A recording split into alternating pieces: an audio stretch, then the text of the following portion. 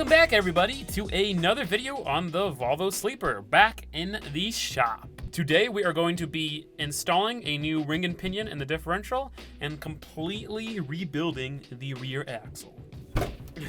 Currently there is nothing, okay, maybe I can't say that. There is something wrong with the rear axle. It's noisy. It's noisy, and the gearing's a little bit shorter than I want it to be. Installing a new ring and pinion will fix the gearing. Currently there is a 373 in the car, and we're replacing it with a 355. That will drop the RPM on the highway a little bit, make it a little bit quieter. And then while we're in there, replacing the ring and pinion, we're gonna replace all of the bearings, the wheel bearings, the differential bearings, the pinion bearings, everything. We're gonna get the diff to be nice and quiet. So it's gonna be smoother, it's gonna be quieter, just nicer on the highway in every single way. I know for a race car, you're supposed to put like 410 gears in it, but this is a street car. I want this thing to be super dailyable, super road trippable, so a 355 will be perfect. This install is gonna be difficult, it's gonna be a learning process, but let's get started.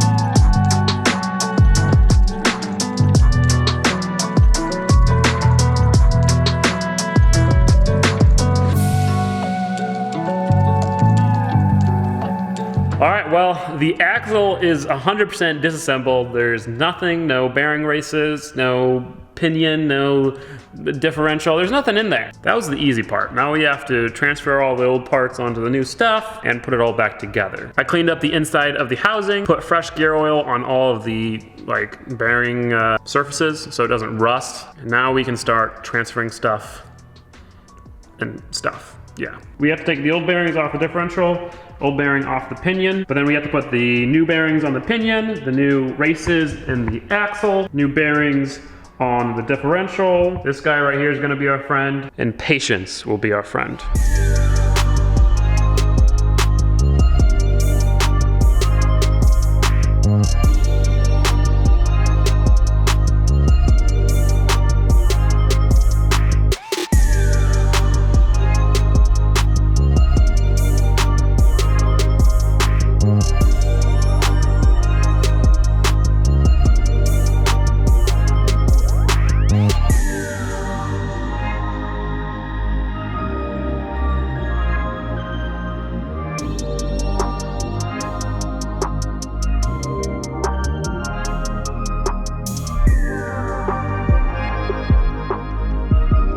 Well, getting that pinion crush sleeve to actually crush was very tiring. Now the pinion bolt is not at its final torque spec. There's a special tool I need to use to pretty much measure the preload on the bearings, so we'll finish that up tomorrow. For now, I'm gonna replace the bearings on the differential.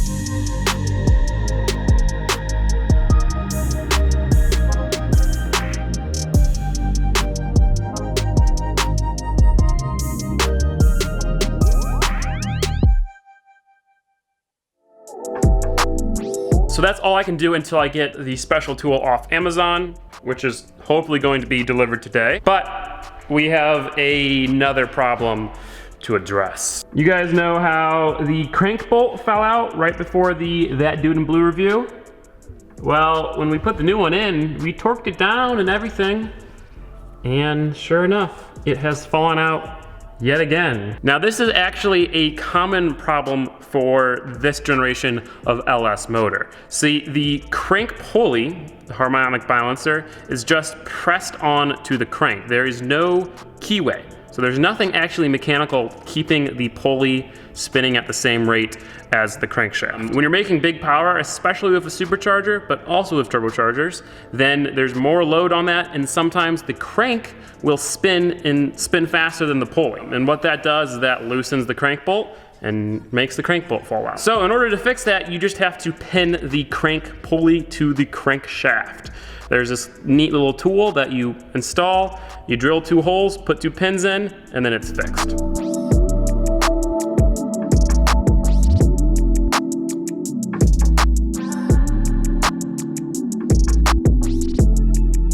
So I drilled out the crank and put those 2 pins in, as you can tell. You'll see that little pin goes into that hole. So now I just gotta put the new bolt in there and torque it to 240 pound-feet of torque. Well, I've officially done everything I can until I get that tool, so I'm gonna head back to my apartment and wait for Amazon to deliver the tool.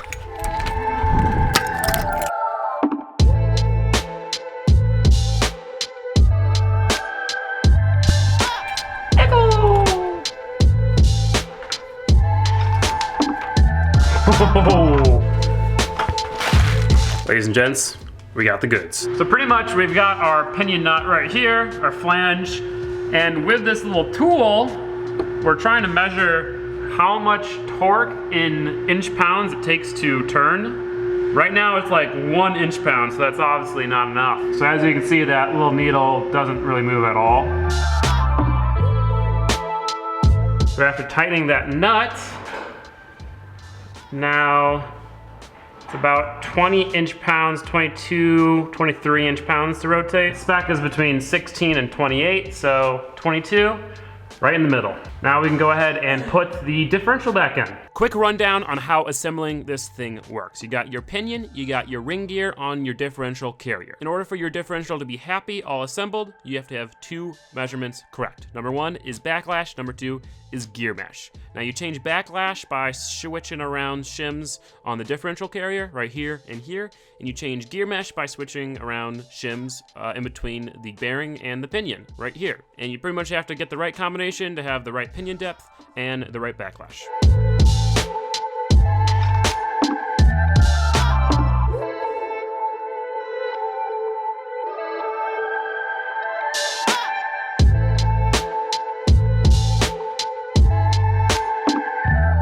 So we're 3/1000th of an inch out of spec. So I have to change around the shims and then get it to that desired backlash.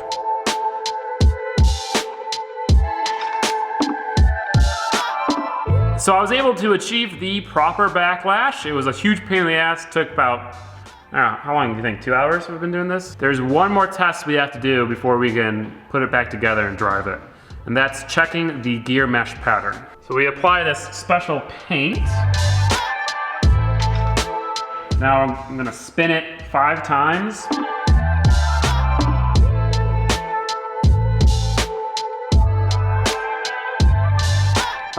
So I have to check the instruction manual, see if it's good, but it seems like the teeth are contacting the entire thing.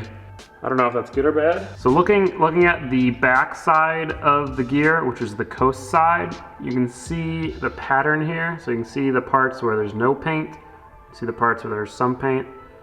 See how it's kind of like a triangle almost on the one side of the gear.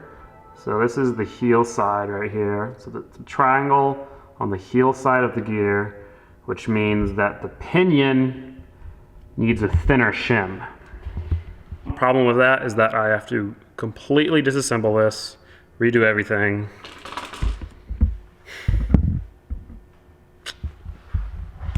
God damn it.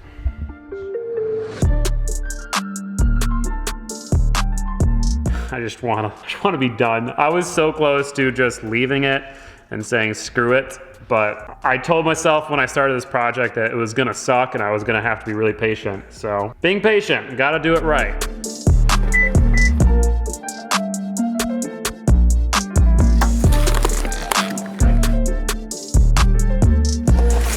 I was hoping that tool was going to allow me to remove the bearing off the pinion without damaging it, but it still damaged it anyway, which means every time I switch the pinion shim, I gotta replace the bearing.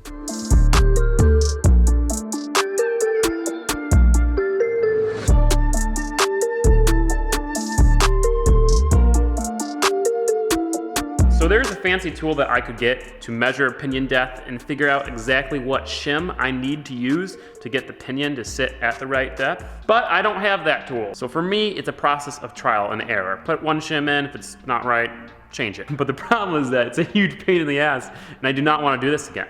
And as we've discovered, I have to get a new bearing every time. So I really want to get it right. The question is, do I remove the shim entirely or just put a thinner shim in? And I think after playing around with the backlash so much, I've discovered that even the smallest amount of shim change can make a big difference. So I think I'm going to remove this thick shim and put in a super thin shim.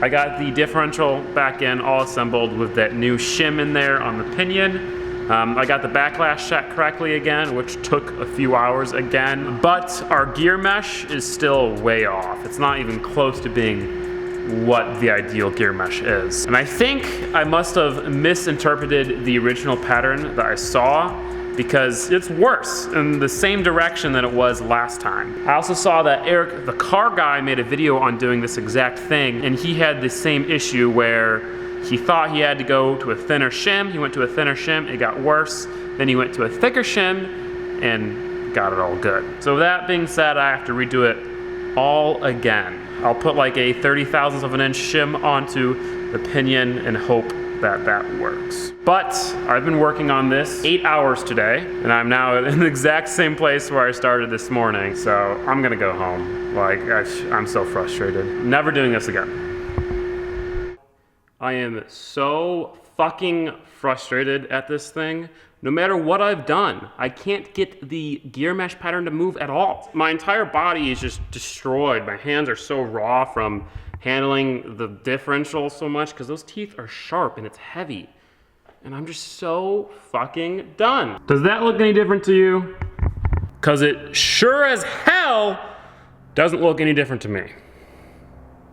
Well, ladies and gents, after trying 2 other pinion shims, going through 2 more pinion bearings, going through that entire process 2 more times, I've given up. The new ring and pinion is installed, the backlash is good, it's at 9/1000ths of an inch, and the gear pattern is the best I have gotten it. I ended up going back with the pinion shim that was in the last setup, so just the very first setup I tried, I went back to that, because it was the closest I've gotten it. I have literally sunk, at this point, 20+ hours into getting this set up. My entire Saturday, entire Sunday, and entire Friday, I've just been trying to get this damn thing right. At this point, I'm gonna put it all back together, put the axles back in, seal up the diff, fill it with fluid, take it on a drive. If it's like very obviously bad, like really loud gear whine, then I'm just going to immediately take it to a professional. If it doesn't seem bad, then I'm gonna send it.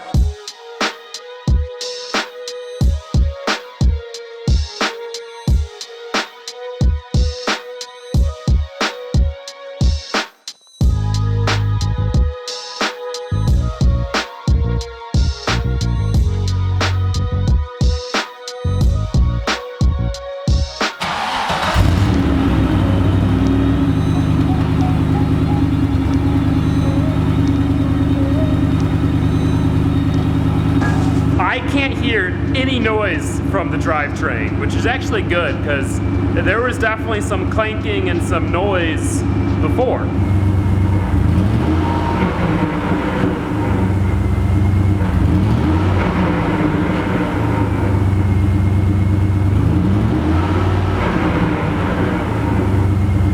Well, that certainly was not a good noise. So let's drive it.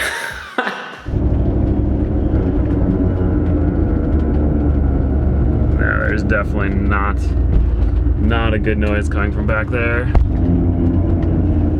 It's on decel. Decel is not a good noise. Oh God. Oh God. Oh God. All right, turning around. Oh God. Oh God, that noise is not good. Well, if you're wondering if gear mesh matters, I can confirm it does. I now have to find a shop that can fix this for me, because Gingium has failed. It's official. I've officially failed. Oh God. Hazard's on. Oh God. It's if I let off the throttle whatsoever, it does that. Oh God. All right. Yeah, let's bring this to a shop. This is what defeat looks like. Volvo's all loaded up on the bus. At least it's nice to get the bus out. You know, there is something about that that brings a smile to your face. Is this still my best sounding vehicle? I think it might be.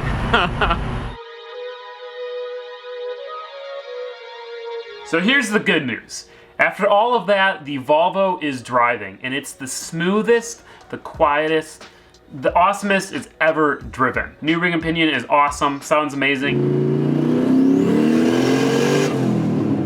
Has dropped the cruising RPM on the highway, a couple hundred RPM, which is awesome. It's exactly what I wanted. Here's the bad news.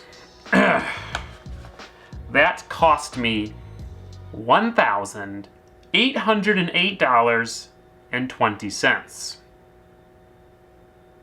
The reason why it was so expensive, oh, there's 2 reasons. Number 1, that new ring and pinion that I installed improperly and then sent it off to the shop. Well, after that really short drive, just down the street and back, that ring and pinion was toast. Probably would have been fine, it would have held the power, but it would have been loud and noisy for the rest of its life. So they had to get a new ring and pinion. Secondly, the actual differential carrier was bad. The spider gears were all chewed up and rusty and pitted, which had probably been like that this entire time, which is partly why it was so noisy in the first place. So we had to replace the differential carrier. And we didn't replace it with a similar style clutch LSD. We replaced it with a upgraded PowerTrax Pro Posi unit. It's a gear type LSD rather than a clutch type LSD, so that will be nice. And then of course they had to get all new bearings and all the labor and all that blah blah blah. The worst part is that it actually costs more than the $1,800 because I spent $700 trying to do it myself in the first place. It's $400 for all the parts and then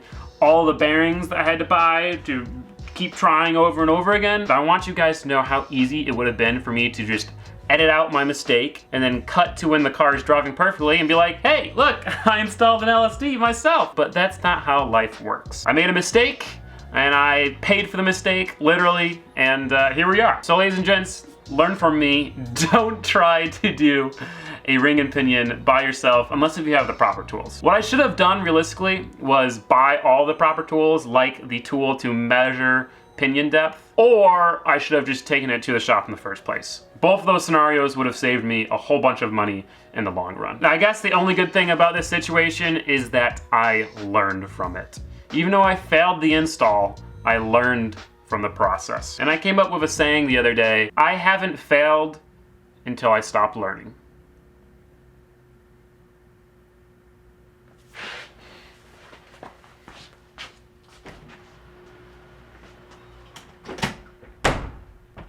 Oh yeah, I'm about to do a compression test, and I'm a little worried.